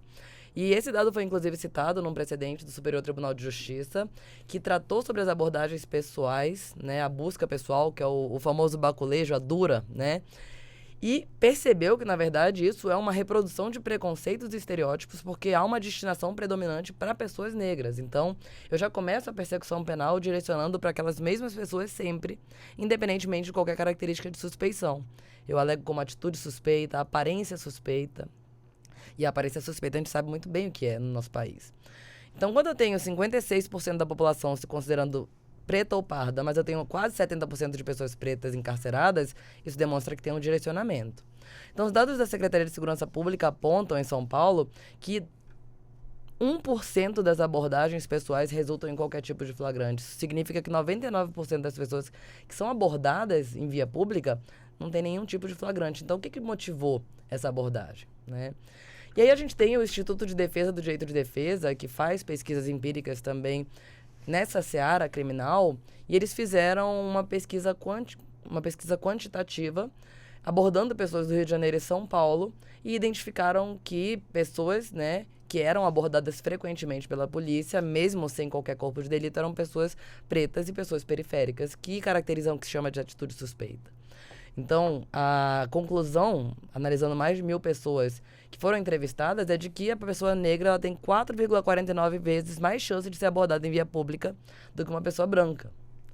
Então, é por isso, talvez, né, que a gente tem uma população carcerária. Isso, não vou nem entrar aqui na seara da escravidão e do legado escravocrata que nós deixamos até a data de hoje, né? Inclusive, sem falar em escravidão moderna. Mas essas pessoas são mais abordadas e, por consequência, elas são mais encarceradas, né? E elas têm um direcionamento da atuação estatal. E isso começa na agência policial, quando aborda as pessoas em via pública e vai até a condenação. E, bom, a minha pesquisa foi no Tribunal do Júri, porque eu sou defensora pública do Tribunal do Júri. E eu coloquei algumas pesquisas empíricas nos Estados Unidos, né? E o resultado também não podia ser diferente. Em casos em que havia pessoas negras, a condenação era muito maior do que pessoas brancas, e isso tem várias pesquisas sobre o assunto. E aí a gente está falando de jurado, que seria a pessoa do povo. Então, o que tem por trás disso? Na verdade, o que tem por trás é um racismo estrutural que a gente precisa combater com prevenção primária, que passa por educação, políticas públicas de inclusão, que nós estamos fazendo muito vagarosamente no nosso país, né? Então, enquanto não houver uma política antecedente e talvez até mesmo de educação, e olha só que curioso, nos Estados Unidos eles têm um sistema de abordagens pessoais pautado em algoritmos, mas o algoritmo é racista também. Lá eles foram declarados como abordagens abusivas, e lá eles conseguiam encontrar flagrante em 12%, e isso foi considerado inconstitucional lá nos Estados Unidos. Aqui em 1% a gente tem abordagens que são efetivamente frutíferas. O Estado da Argentina foi condenado, né, pela Corte Interamericana de Direitos Humanos, no caso Fernandes Prieto e Tumbeiro, porque as abordagens pessoais eram desproporcionais e direcionadas a pessoas negras e periféricas, e isso se fundamentava no mesmo fundamento que a gente usa aqui no Brasil, a atitude suspeita. Então, acho que isso talvez consiga gerar uma reflexão para a gente compreender sem sequer passar pela herança colonial que a gente tem, né? Que demonstra muito mais que ainda não estamos devidamente remediados em relação ao que aconteceu com o fim da escravidão. Pois não. Doutora Adriela, a senhora fique à vontade, caso a senhora queira também pontuar pelo que foi dito pela doutora Lúcia, também pela doutora Maiara, mas a questão que eu deixo, portanto, com a senhora é justamente essa, enfim, essa questão, quando falamos de humanização. O que seria um presídio humanizado, um sistema carcerário humanizado? Eu vou com todas as escusas, Walter, trazer especificamente para o caso brasileiro, tá bom? Porque como a gente está se propondo a debater justamente do que a gente conhece, do que a gente tem proximidade e, sobretudo, pelo que a prática tem nos mostrado. O que hoje eu acredito que a gente possa fazer para ter um presídio humanizado é o que um colega meu, advogado, certa feita me disse. O Brasil só precisa cumprir a legislação que tem. Nós temos uma lei de execução penal baseada em uma Constituição Federal, classificada enquanto Constituição Social, que tem um rol extenso, talvez um dos maiores artigos da Constituição seja o artigo 5º. E eu sugiro sempre a leitura, independentemente se a pessoa é ou não é profissional do direito, porque ali tem os seus próprios direitos, tem os seus direitos fundamentais e os direitos fundamentais do seu próximo. Então, caso o seu não esteja sendo violado, mas o do seu próximo esteja, você vai ter a capacidade e o potencial ali de abordar e de poder levar aquilo à visibilidade e à apuração. Mas voltando à questão que me foi feita, esse meu colega advogado, ele sempre diz... o Brasil ele precisa cumprir as suas leis. Nós temos um artigo 5º que, em suas disposições expressas, não são princípios implícitos, apesar de toda a importância atribuída aos princípios implícitos, que também são normas, mas são disposições expressas que se consagram tanto em regras como princípios expressos, que, se fossem cumpridos, nós teríamos um sistema carcerário humanizado. O nosso problema, e talvez o problema do Estado brasileiro, é ter uma norma programática com uma determinada finalidade essa que ela é a ideal, ela é a perfeita, ela é possível, mas por alguma questão, e talvez de real interesse e vontade, ela não é alcançada. Lá no nosso artigo 5º, nós temos as disposições, principalmente, e talvez uma das mais importantes, ela é bem genérica e muito abrangente, que fala da integridade moral e física da pessoa presa. Se você destrinchar essa expressão, o que seria a integridade moral, o que seria a integridade física, você vai se remeter, por óbvio, ao artigo 41 da nossa Lei de Execução Penal, que traz ali todas as assistências que a pessoa presa ela tem que ter direito. É uma assistência material. E o que seria essa assistência material? Certamente não seria o Copacabana Palace, mas seria uma alimentação adequada. Nós temos um direito fundamental básico de se alimentar. E as pessoas presas, quando você consulta determinados portais da transparência e você consulta determinados contratos, e eu faço alusão, por exemplo, aos contratos do Distrito Federal, você vai conseguir perceber que uma alimentação tem valor equivalente a R$1, R$2. Como que esse valor, diante do nosso mercado econômico, que nós conhecemos, ele poderia ser exequível, ele poderia ser alcançado? Mas a gente tem a disposição expressa legislativa de assistência material, sobretudo no que toca a uma alimentação digna. Então, lá nesse rol do artigo 41 da LEP, no rol do artigo 5º da Constituição Federal, nós temos disposições expressas que, se fossem cumpridas, elas teriam um caráter de atribuir humanidade ao nosso sistema carcerário. Porque a nossa teoria, ela é muito bonita, ela é muito bem posta. A questão é, quando a gente parte do ponto de vista de executar, sempre há barreiras essas que, por vezes, são explicáveis, por outras não. Na DPF 347, como relembrou a doutora Maiara, nós temos o FUPEN, que é o Fundo Penitenciário, que estava até então contingenciado. E quando se vai ler o acórdão da DPF 347, é o que mais assusta. Lá nas primeiras páginas, nós temos algumas respostas dos estados, respostas da federação. E o que mais salta aos olhos e o que mais dói na leitura realizada é porque essas federações negam o estado de coisas inconstitucional dos seus presídios. Eu não consigo conceber como que um agente político, um agente público, ele se dirige a uma unidade penitenciária, não muito longe. Às vezes ela está localizada nos centros das cidades, às vezes às margens, mas nunca a 30, 40 minutos, talvez, ali de onde se situe aquele agente político. Como que é possível aquela pessoa ir até aquelas unidades prisionais, ver que numa cela de 8 tem 16, 20, 30... E, ao enviar um ofício, uma resposta ao Poder Judiciário para informar como estão as suas penitenciárias, diz, não, o Estado tem cumprido o seu dever.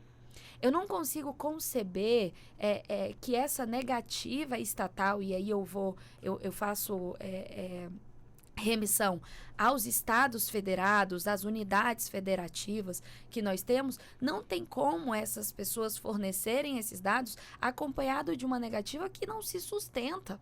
Compra-se a lei. Compra-se a lei que a gente vai ter um sistema carcerário humanizado. Compra-se a lei de execução penal, a Constituição Federal, você vai conseguir chegar a uma humanização do sistema carcerário. O problema é que o Brasil tem uma inflação legislativa muito grande e, em contrapartida, o executivo, às vezes, por vezes, impossibilitados nos seus recursos finitos, ele não consegue acompanhar essa evolução legislativa. E não me venha, Walter, você vai ouvir muito falar da reserva do possível.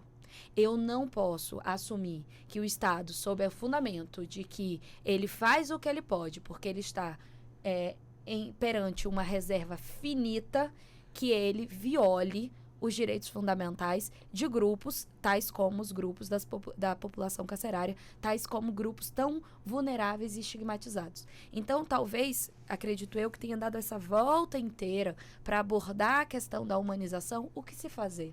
Cumprir a lei. Compramos a lei.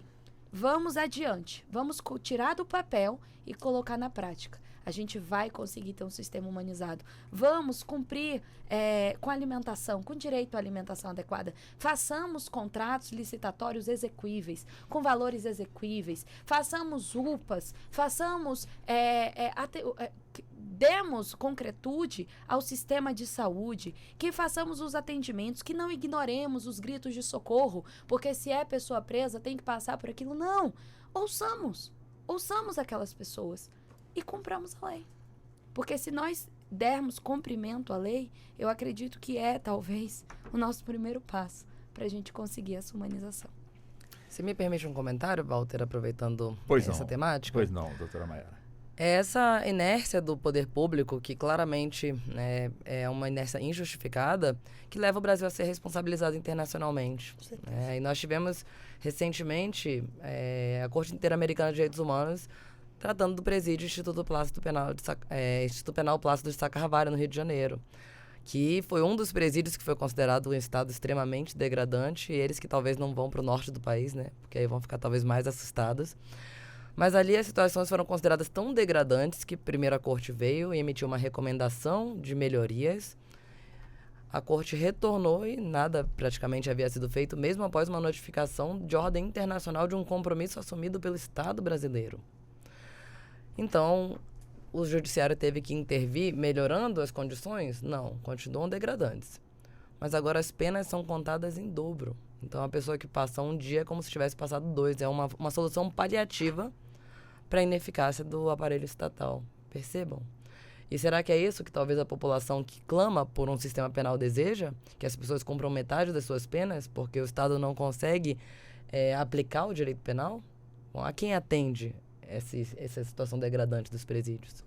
Não atende ao réu, não atende ao Estado, a uma suposta função ressocializadora, e não atende também às vítimas que buscariam uma repressão, mas uma repressão dentro da lei e que acaba não sendo aplicada por essas falhas estatais. Doutor Tiago, quer dizer, a gente falando dessa questão da humanização, evidentemente que temos que colocar também no contexto as pessoas que ali estão, portanto, fazendo cumprir, portanto, aí a legislação num todo, que são os policiais penais. Enfim, são aprovados através de concursos, são ali, de certa forma, expostos, portanto, a um trabalho. Existem riscos e muitos riscos em relação ao trabalho que, portanto, desenvolvem. Quer dizer, como é que o senhor avalia também, neste campo do preparo do policial penal no exercício da sua função dentro dos presídios no nosso país? É uma situação muito sensível e bastante curiosa, porque o nosso zeitgeist, né, o espírito da época, faz com que uma grande parte das pessoas não queira lidar com o assunto. Então, se terceiriza. Fala, eu não quero lidar com essa questão, coloco na mão dos policiais, dos agentes penais. E no final das contas, você só está tapando os olhos para essa realidade. E uma parte dessa realidade é o cuidado que você tem que ter com as pessoas que vão trabalhar diretamente no sistema penal ou com os apenados, sejam os apenados mesmo, os presos provisórios. Você precisa garantir para essas pessoas que elas consigam bem desempenhar esse papel que nós, como sociedade, estamos entregando a eles e que essa parcela quer fechar os olhos. Então, não apenas questões remuneratórias, mas de proteção à própria família, a proteção à previsão de emprego, condições de exercício desse emprego, dessas funções, precisam tomar a frente nessa questão. E, com isso garantido, você consegue avançar um treinamento melhor, por exemplo, para desconstruir esses vieses que estão arraigados do racial profiling, por exemplo. Né? Eu faço um perfil racial, às vezes consciente ou inconscientemente, e acabo prejulgando com base neles. Como é que eu desconstruo isso? Eu preciso trabalhar isso não só no momento em que eu estou captando esses profissionais, dizendo, olha, venham trabalhar comigo, mas uma vez que eles estejam dentro do nosso sistema, para que isso seja algo constante, que isso seja algo que faça parte da evolução da carreira daquele profissional. Até para que não se perpetue a ideia, a noção que você tem, né, uma noção de senso comum, que a corda sempre estoura do lado mais fraco.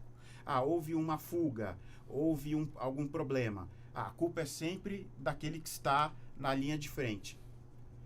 Nunca é de quem montou o sistema ou de quem é responsável por uma boa atuação daquele sistema. E para aqueles que estão escutando e que estão ainda em dúvida sobre a questão da humanidade, se ela é importante ou não, mesmo se você deixar a humanidade de lado, não preciso falar em humanidade, nós vamos ver que tratar bem a questão carcerária é de interesse geral, é de interesse do próprio sistema. Sistema político, sistema econômico, sistema social. Por quê?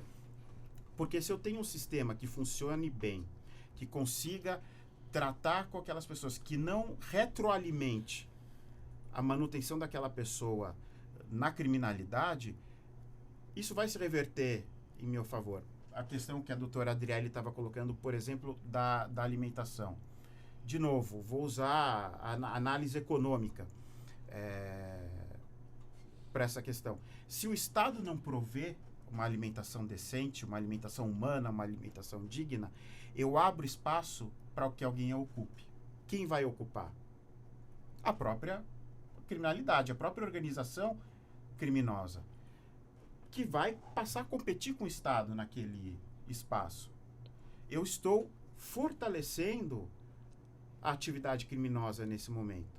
A mesma coisa, se eu coloco tantas pessoas, 30 pessoas num lugar que cabem 3, estou 10 vezes mais do que a situação, eu abro espaço para que alguém assuma o lugar do Estado e diga, então eu vou organizar isso aqui. Eu vou dizer quem é que dorme do lado do boi, né? Que é o arremedo de vaso sanitário, e onde deveria ter República Federativa do Brasil, não tem mais. Tem uma outra estrutura de poder. Isso é bom para o sistema? É péssimo. Então, ainda que você não queira falar em humanidade, olha, eu acho que essa história de humanidade, tudo muito bonito, mas não é para mim, faça por razões egoístas. Faça porque você quer ter mais segurança. Faça porque você quer ter uma sociedade mais previsível. Deixa a humanidade de lado. Vai ser bom para você e para sua família cuidar desse aspecto. E nós que nos preocupamos com a humanidade, vamos ter mais um aliado. Excelente fala. Como o nosso tempo já caminha, eu falei que é rápido, né, doutora? Eu volto com a senhora também, doutora Lúcia. Só que pedindo agora 3 minutos para essa colocação que vai ser para todas, como também para o doutor Tiago. Privatizar os presídios seria a solução? Em 3 minutos. A bolsa até caiu aqui, ó. Eu vou pegar para a senhora. Olha, se a gente pudesse citar aqui alguns exemplos, né, porque certamente a gente iria usurpar esse período, esse tempo que você nos deu. É lógico que não, meu irmão. Lógico que não. Privatizar não é a solução. Aliás, é aterrador, é desesperador falar em privatização do sistema carcerário. Né? E a gente tem vários exemplos de tantas outras instituições que foram privatizadas neste país, né? E que nós sabemos exatamente o que tem acontecido. Então, eu sou absolutamente contra, né? E eu espero que esse assunto seja discutido somente aqui nessas 4 paredes, né? Que ninguém nos escute. Né? Pelo menos nessa parte. Pelo menos nessa parte. E que isso nunca venha a ocorrer no país, nessa conjuntura que nós vivemos. Porque será mais um desastre que a gente vai ter que enfrentar. Deixa eu ouvir também a doutora Maiara também sobre essa questão. Essa questão é bastante polêmica. Eu sou completamente contrária à privatização e basta olharmos para a experiência estadunidense, né? Que foi um grande fracasso. Pode parecer, na verdade, um sucesso, porque muitas pessoas olham deslumbradas para os Estados Unidos como se tudo que acontecesse lá fosse uma experiência de sucesso. Mas o que aconteceu lá é o que a Angela Davis chama de hoje de complexo industrial prisional. Na verdade, as prisões privadas viraram, na verdade, uma indústria do aprisionamento. E muitas pessoas, inclusive, são mantidas encarceradas, inclusive até mesmo forjando faltas graves para que elas continuem dentro do presídio, servindo de mão de obra para o mercado. E, bom, a gente já tem até uma abertura para isso aqui no Brasil. O Brasil julgou uma DPF, a DPF 336, que se isso acontecer aqui, nós vamos ter a mão de obra dos presos competindo diretamente com a mão de obra do trabalhador livre, em condições muito mais vantajosas para quem é o grande mercado, né? Nós, na DPF 336, o Supremo entendeu que era razoável eu pagar 3/4 de salário mínimo para o preso, e os fundamentos são interessantíssimos, né? Talvez eu acho que seria um bom eufemismo. Eles entenderam que eu posso pagar menos do que um salário mínimo para o preso, porque ele já recebe moradia, alimentação. Ele já tem o básico ali provido pelo Estado. Então, ele não precisaria de um salário mínimo que tem como objetivo atender a essas necessidades básicas do cidadão. Como se o nosso salário mínimo, inclusive, desse conta disso no Brasil. Mas quando você permite, por exemplo, que a mão de obra da pessoa aprisionada seja mais barata do que a mão de obra do trabalhador livre, o que isso vai acontecer a médio e longo prazo? Isso se torna uma mão de obra interessantíssima para o mercado. Essas pessoas vão ser cooptadas pelo mercado e elas vão ser mantidas encarceradas, como acontece nos Estados Unidos, para que se possa explorar essa mão de obra barata, né? Então, é um debate que não pode ser tão raso como ele é trazido geralmente na opinião popular, que não se aprofunda nesse entendimento. Na verdade, tem consequências, inclusive, muito danosas para a pessoa que nunca cometeu um crime e que vai se ver competindo com uma mão de obra muito mais barata que a dela, e ela vai ter que, então, reduzir ainda mais a mão de obra dela e aceitar trabalhar por menos de um salário mínimo para competir com outro que está encarcerado e sendo mantido ali pelo Estado. Isso é só esse ponto já demonstra o risco extremo que a gente tem de privatizar um presídio no Brasil. E no Brasil ainda que a gente não segue tão bem as regras quanto, por exemplo, os Estados Unidos, né, que são um pouco mais rígidos. Então, claramente não é uma solução para o problema. Doutora Adriele, vamos também? Eu quero ouvir a senhora também sobre essa questão. Acredito eu que o que a doutora Maiara colocou, ela pontuou muito bem. Em alguns minutinhos de fala, ela conseguiu abarcar um receio que, pessoalmente, eu tenho se nós caminharmos para a privatização. Quais novas máscaras vão ser assumidas, tomadas, criadas para o que realmente acontece nos bastidores de uma unidade prisional fechada?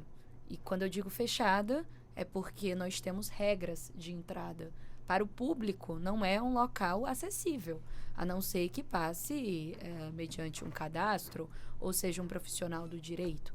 Se nós caminharmos para esse pensamento da privatização, qual o poder que o Estado estará abrindo mão para deslocar para o setor privado e quais são esses riscos? O que me dá muito receio não é o desconhecido, na verdade é o conhecido. Como a doutora Maiara bem pontuou, a história, tal como foi escrita e tal como tem sido escrita nos Estados Unidos, ela nos faz ter certos receios palpáveis, plausíveis, porque se lá nós temos essas máscaras, essas situações que você pegar um grupo vulnerável que está em cumprimento de pena privativa de liberdade e tem todas as restrições que já recaem sobre os seus ombros e tem todas as as situações degradantes, tal como a gente tem visto nas nossas penitenciárias, e você aceitar, admitir que ela trabalhe, que ela vire um instrumento de industrialização, de baratear a mão de obra, isso para mim é completamente inadmissível. Eu sequer consigo pensar no modelo nesse sentido, porque a gente vai estar deslocando o poder e deslocando o eixo decisório. E o decisório vai para o setor privado. E o que é que o setor privado, com todas as vênias, porque são pautas legítimas, mas o que é que o setor privado ele busca? Qual que é a diferença daquela dicotomia famosa entre direito público e direito privado? Não é o lucro? Não é essa busca pela economia? Por óbvio, o Estado ele tem atividades que, por vezes, ele se equipara ao ente privado. Mas a maior dicotomia que sustenta essa separação entre direito público e privado são as suas finalidades. E nós vamos pegar um contexto que já está precário, que já se encontra em estado de falência, que é o sistema prisional brasileiro. E a gente vai deslocar o eixo decisório para um setor que em verdade busca economia, que em verdade busca a parte lucrativa. Essas pessoas, de fato, vão observar, por exemplo, que nós temos pontuado recentemente, não tão recentemente assim, mas que tem tido voz mais para esses últimos tempos. Essas pessoas realmente vão observar a eficácia dos direitos fundamentais na sua ótica horizontal? Porque antes se falava na eficácia dos direitos fundamentais na perspectiva vertical. É o Estado, a Constituição Federal como limitador do poder do Estado. Não é tão antiga assim a discussão sobre a eficácia horizontal. E se não é tão antiga, é porque, por algum momento, por muitos talvez, e muitos anos, isso passou completamente despercebido. Nós estamos aprendendo agora a constitucionalizar o direito civil, a constitucionalizar o direito penal. Nós estamos entrando agora nesse debate, nessa seara, dando voz a essa temática. E partir para o ponto de assumir que um poder tão intenso que é o do Estado sobre a vida da pessoa privada de liberdade, partir para esse ponto de que a gente desloca esse eixo decisório, me causa muito receio, Walter. Pois não. Deixa eu buscar também o ponto de vista do Dr. Tiago. Doutor Tiago. Eu acho muito difícil eu conseguir acrescer mais.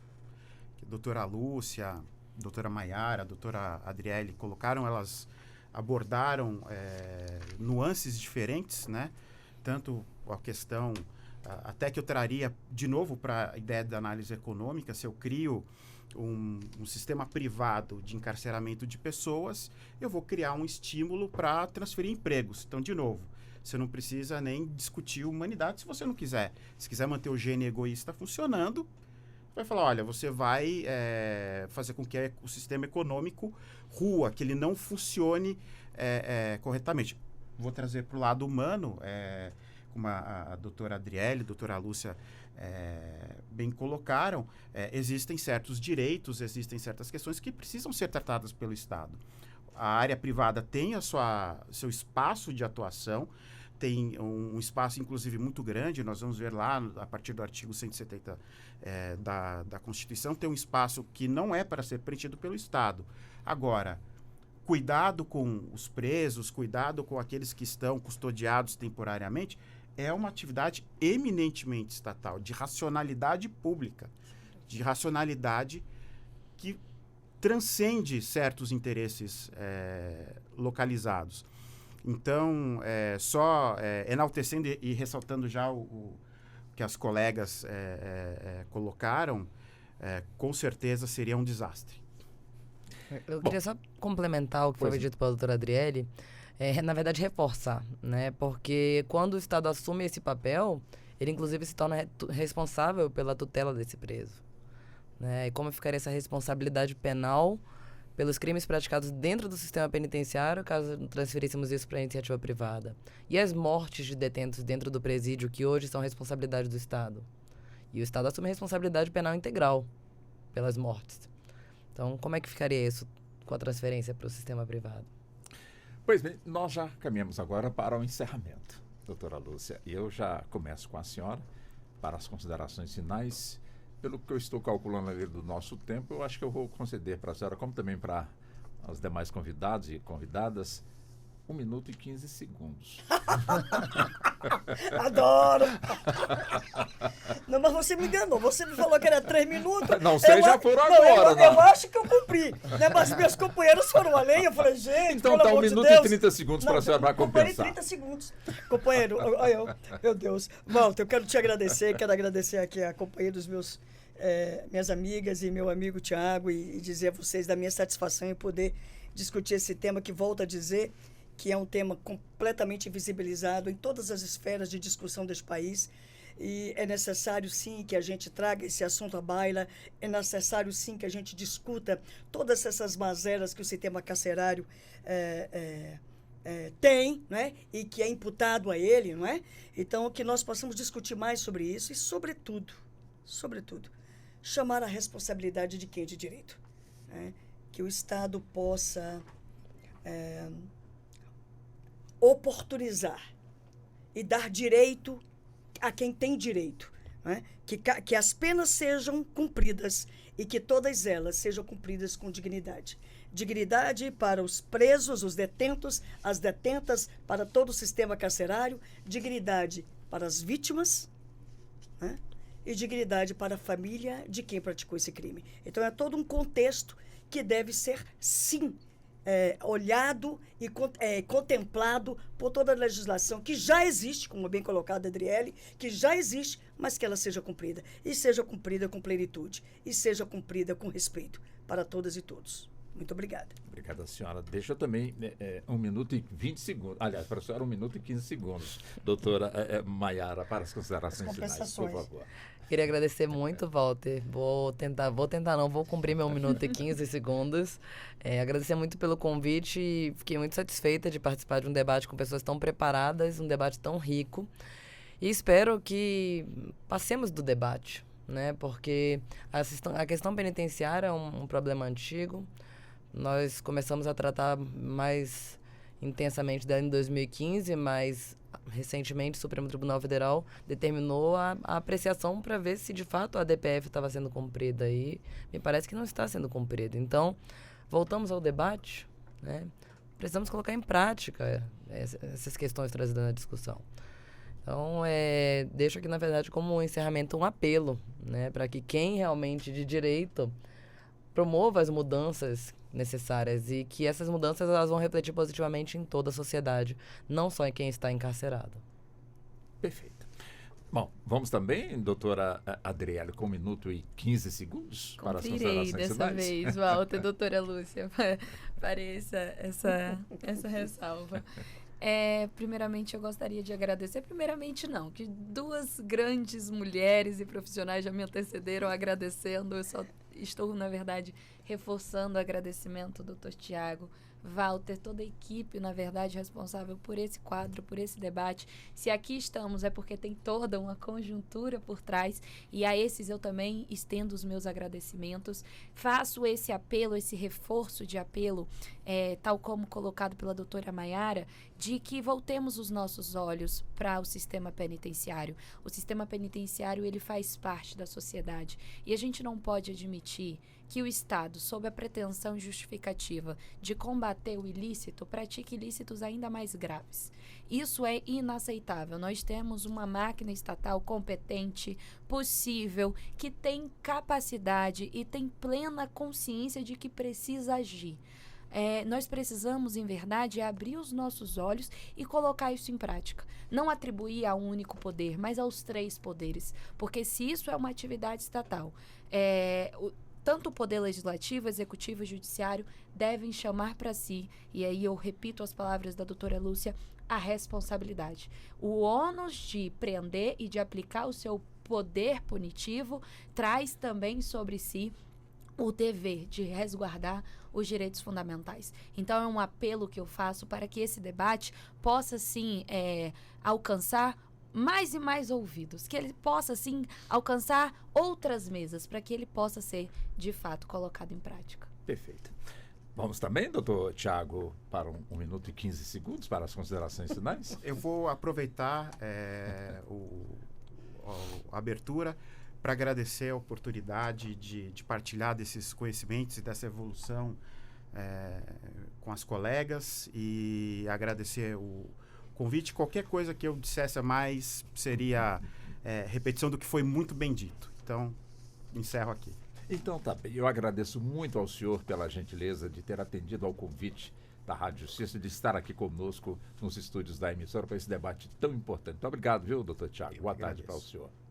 Doutora Adriele, também da mesma forma, foi um prazer recebê-la aqui nos estúdios da Rádio Justiça, com o convite para outras participações. Muito obrigado, uma boa tarde também para a senhora. Posso? Pode. Tá certo. Deixa eu também agradecer aqui, mas pode permanecer, nós não tem a sessão de fotos também. Eu acreditava que Então, nós vamos ter a sessão de fotos. Doutora Adriele, também, por favor, um minuto. Aliás, assim, agradecê-la também pela gentileza de ter aceitado o nosso convite, estar conosco aqui nos estúdios para esse debate tão importante, doutora. Foi um prazer. Muito obrigada. Muito obrigado também à senhora doutora Lúcia, também um prazer também muito grande voltar a reencontrá-la.